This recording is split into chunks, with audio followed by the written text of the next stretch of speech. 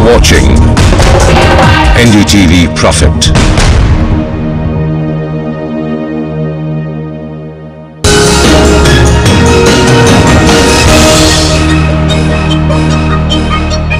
RICS launched its Vision for Cities work program at MIPIM 2010, and since then it has held many discussion forums and carried out research studies across the globe to support city decision makers as well as property professionals in delivering sustainable urban growth for the 21st century.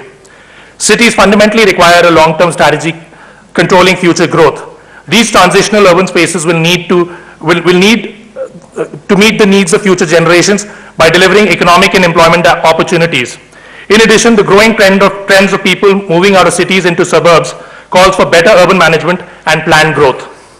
At a global perspective, cities account for 75% of greenhouse emissions, while only occupying 2% of world surface. It is expected that the amount of people living in urban areas will double through 2050. And of immediate concern by 2015 is 1.2 billion cars will be on the road, making 1 car for every 6 people on planet Earth. These trends are mentioned not to initiate how we can stop them, but how we can change and manage them. While the true scale of urbanization is yet to unfold, Indian cities are struggling at current levels. Cities are constantly trying to catch up to their requirements, while new demands for housing, employment, property, civic amenities, and transportation keep piling up. This highlights that our understanding of cities as complex systems is still in its infancy. It will take tremendous foresight, collaboration, and careful planning to ensure that our cities can take the stress and endure the unexpected over the next 20 years, especially given the fact that by 2031, India will have more than 87 metropolitan centers, at which time the country's urban population will be well over 600 million, adding approximately 225 million people to the present urban population, and will require an investment of rupees 39.2 lakh crores to be pumped into infrastructure development from 2012 to 2032. Thank you also for being here today. We are closing today's seminar with the subject, are we on track to achieve our vision for Indian cities? And those of you who've been here today will have heard from some extremely experienced experts in the industry about the phenomenal growth that we're going to see here in India between now and 2030, and highlighted for us the infrastructure needs that are there over the next 20 plus years. We thought that given the fact that when we say are we on track, that suggests that there's a place that we've come from, and we're here today, and that there's a place that we're going to, that there's a past, a present, and a future in this discussion about Indian cities. And we thought in a spirit of being constructive, we would start by exploring with the panel examples that would be in their mind of areas that where we, in an urban sense, have come from, where we are in a better place today than we were a few years back. So on that note, maybe Sanjay, could I ask you to give us some comments on some of the constructive and positive things that you've seen in terms of urban infrastructure over the last decade? Thank you, Mike. If you really look at last 60 years of progress in this country, and from those modest dreams that we all had, not too long ago, if you look at 2000, we all used to go and sell a story that India would be a great IT destination. And today we're talking about going from there, taking the next big leap. So really, there are many stories that we've come across. Hirnani Gardens, Powai, what a great example of what a private initiative can actually demonstrate. Not too far from this place is a 2,000 acre, actually 3,000 acre development of Godrej, who has built a very large business from Vikhroli. They not only have manufacturing and services, but also residence, schools, colleges for the staff who are actually employed there. So really there are many examples. The question is, which I wanted to expand on this, is this vision inclusive enough? Or is it just concentrated in few states? Because we are challenged by a federation of states, which is led by a leadership of coalition governments. And the economic prosperity has not gone beyond certain that you would like to see. So therefore, something can be done about it. Is that what I want to end my note with? And I want to try and bring in a couple more examples. Anshuman, you mentioned something to me earlier on. Perhaps you could give us. I think another example is Greater Noida, which is closer to home here, where clearly the theme of this today's conference was, one of the points was planning. And this is one of the few towns or cities, mini cities, where everything was planned. I remember Mr. Brijesh Kumar, who was the head of Greater Noida Authority, came and said, look, I want to put the infrastructure first, and then we'll go out. And they planned, they put the infrastructure there. There was a highway, expressway connecting from Noida to Greater Noida. It is still not there because as a fully developed, people living there. But I think it's one of the few examples where the government was involved. They did the entire planning. They put the infrastructure in place. And you can see, anybody who goes there can visibly see that, it is one of the, I would say, top examples in the country. One more question, Dr. Bajaj. Your company does a lot of work in NCR, and you know these regions very well. How would you say Gurgaon compares to Noida in the context of what we're talking about? In Gurgaon, the development came first, infrastructure followed, or is following. And in Noida, Greater Noida, the infrastructure came first, the development is happening. And that's why the population of Greater Noida, as Anshuman mentioned, would grow with time. I think the emotional connect with Greater Noida has to happen for the people of NCR to start living there, which has already happened with Gurgaon. Could I bring you in on the point about what GMR is doing more in the industrial sector around creating jobs and therefore townships around them? As far as we are concerned, our experiment with the urban infrastructure development, when we started developing the Delhi airport, where we experimented, in one way it is a PPP model, but the airport itself is in the larger context is a PPP model. But I don't really still consider as a real infrastructure, urban infrastructure development, because there are a lot of limitations around that, what we can build there and what we cannot build it. But we are now developing the two very large size townships, one in outside the Bangalore, that is in the Hosur. The another one is in Kakinada, which is the east coast of Andhra Pradesh. That is exactly something what we are just discussing about the Mundra model in the Kakinada, where today we are, India is really short of the world-class ports. We, especially on the eastern coast where the containers and all has not been developed, this is a large scale where we would like to truly build a port, a refinery, and an integrated township. So, on that point, that's a good connection, and to hear more about the Delhi-Mumbai industrial corridor. And Mr. Amitabh Kant, maybe you could tell us what you're doing in that space and who's behind the project. Now, India has been a very reluctant urbanizer, and one of the key things for India to catch up, if 350 million people are going to get into the urbanization process, to my mind, are just two basic principles. One is our ability to do land monetization and depoliticize land, number one.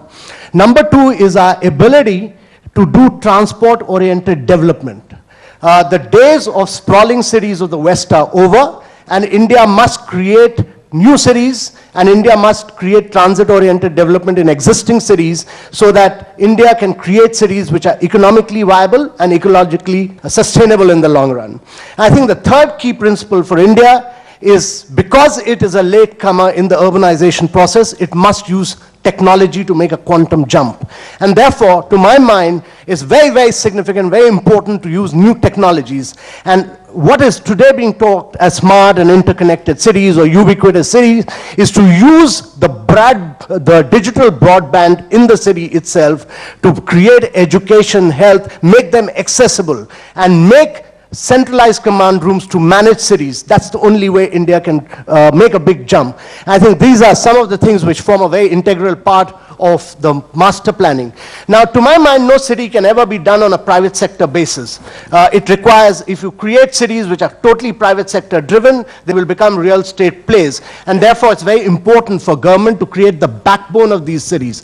Do good master planning, create the backbone in terms of the trunk infrastructure, bring in BRT, bring in MRT, look at the long-term perspective in terms of transport.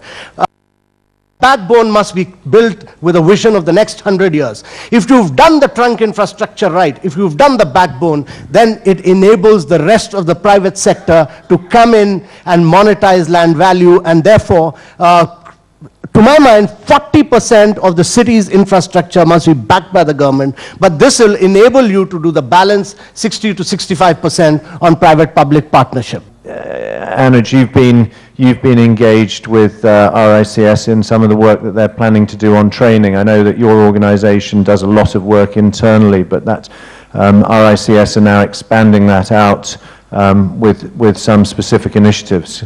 Would you like to just mention some of those? Yeah, you know, clearly RICS has really taken that on board, and they're working very closely with both the central government and many of these state governments, and bringing up initiatives to bring in more capacity building within the workforce. And I think a number of the initiatives that they've taken over the last 12 months and going forward, they're looking to invest further in those initiatives will help in boosting up this capacity. So clearly, you know, great to have an institution like RICS be able to take up that leadership position to drive the capacity building in the talent. And that's one of the points that you had mentioned at the beginning as well, as one of the 4 pillars towards building sustainable cities, is to build up that capacity. Yeah, so that's a great move. Now, you mentioned a couple of things there. We touched on technology earlier on, and on that point, I'd like to bring in Paul Doherty, who's an architect who's worked in Gurgaon for a couple of years. He's worked in Shanghai, and he's now based in California. But he is the author of a document that was published today by the RICS called Smart Cities. Maybe, Paul, you could give us a little insight into 2 things. One, some of your observations about the different challenges that you faced when working in Gurgaon versus Shanghai, and then also the technology aspect. The idea of actually working in an environment such as the NCR here, and then benchmarking yourselves against Shanghai, there are certain things that you can do. And one of those is actually what Mr. Kant had just talked about. They do and are famous in the Chinese government for their 5-year plans. They do have long-term vision. If time is money, well then the Chinese have lots of time. And they're actually looking at things beyond just the immediate goals and the issues, and looking long-term and backtracking in of how to get there.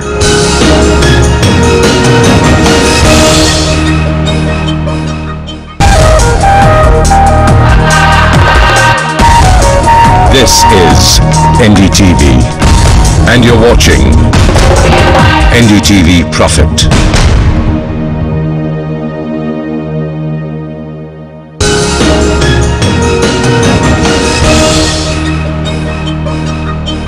Anshuman, this morning in the opening section of this conference, you touched on maybe a 5th pillar that perhaps needs to be added to the planning, finance, technology and skills. One of the biggest frustrating things for me is that unlike India is not a banana republic, unlike a lot of developing countries where the skills are lacking, we do have the skills. Yes, of course, overall the number of skilled manpower is still less, but we do have the skill, we do plan, we have the dream, we know what needs to be done, but we still cannot execute, we cannot implement. And that's worse than being in a developing country. At least they have an excuse that they don't have the skills, they don't have the expertise. India as a country actually goes to a lot of these developing countries and gives them advice how to plan, how to do other things. While in our own country we cannot execute. Yes, we do have lack of funds, but there have been projects where the funds are not an issue, where planning has been done, technology is there, etc. But we still have not been able to execute those projects. I think that's the biggest challenge, that how can we execute on time. Now this could be because of corruption, it could be because of lack of accountability, It could be, which is also part multiple authorities. I mean, there are 100 excuses. But the fact is, I think this is the big challenge here, that in spite of mostly knowing what to do, in spite of having, I mean, we have these discussions and you can make out, I'm sure if you go to a lot of other countries, you may not have such good discussions.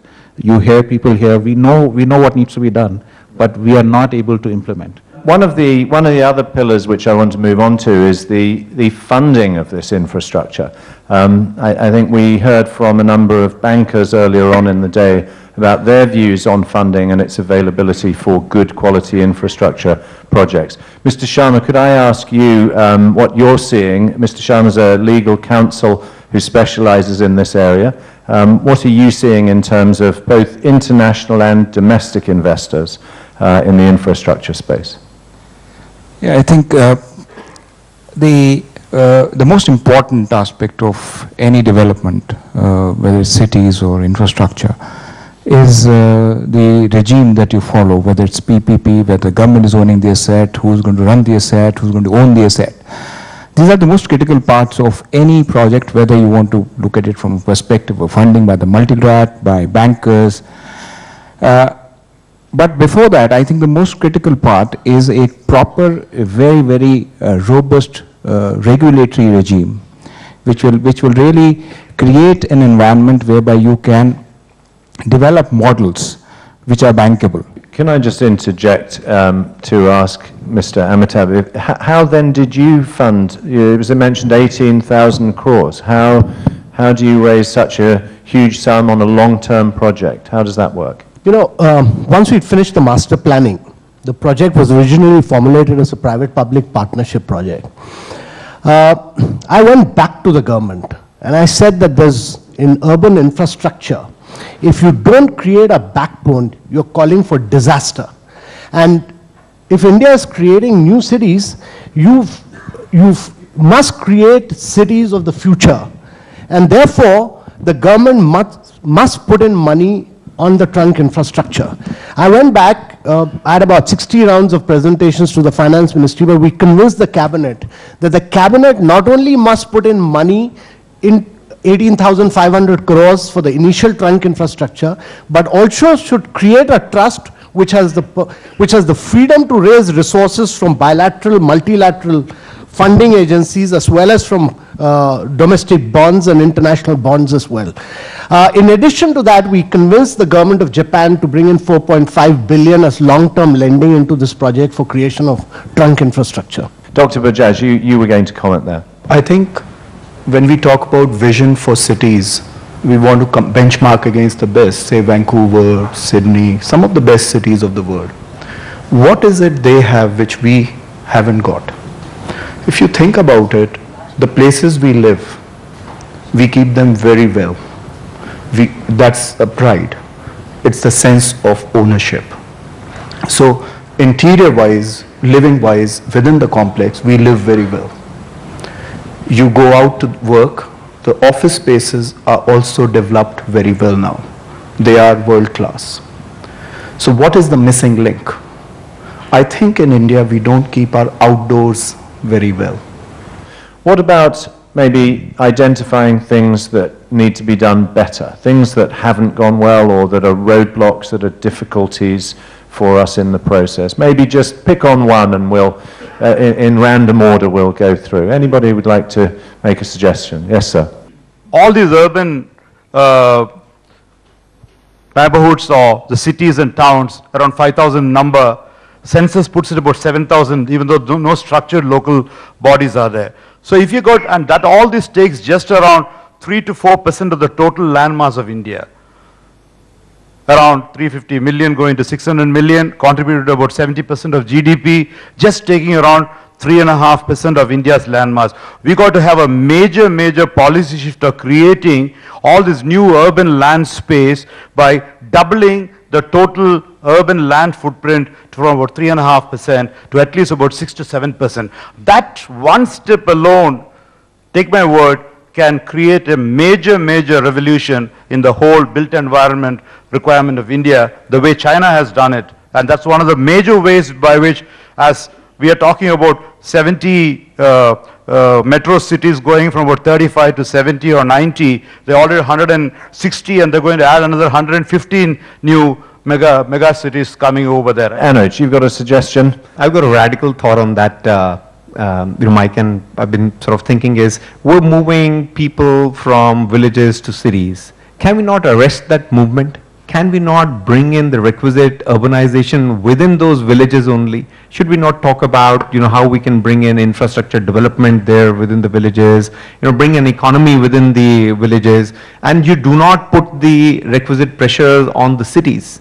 Perhaps in many cases you may not need as many gems. You may still need gems, but may not be as many gems, because you create, villages into really economic viable employment opportunities rather than people from the villages going into the cities, and that transition happening. Is there a possibility to think and say, look, we don't want you to go into the cities.